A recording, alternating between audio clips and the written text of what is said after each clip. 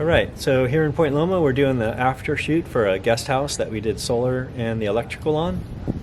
These here are the CTs that measure what the home uses, and we're commissioning the monitoring box, which is just around the corner. So we're on the second step of the monitoring. I'm not sure if you can see it for our end phase. We've got 16 inverters communicating and producing power, so now we're going to set up the meters. So you start the metering and you kind of just follow the directions. You make sure the circuits are on, producing power. Click yes. Next, switch off the PV breakers. Click that one on, leaving your monitor breaker on. Click next. It should drop down to 0 watts, and then you can enable the production meter. Then it asks if you want to install consumption CTs, which is what the house is using. So yes, we installed those.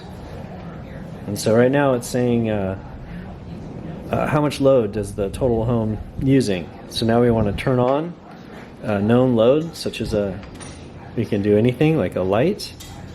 So if you want to follow me over here, we'll turn some lights on. Turn on our lights.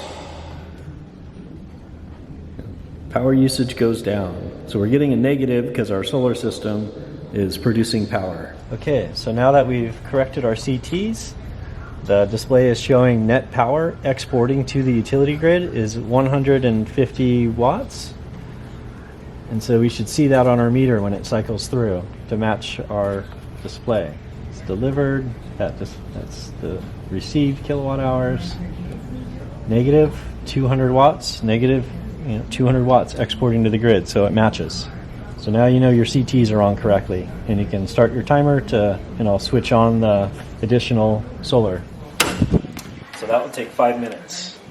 On this particular job, we have some solar on the guest house feeding the grid, and we have solar on the main house that we installed when we built that already feeding the grid. So we have two separate systems feeding the same meter.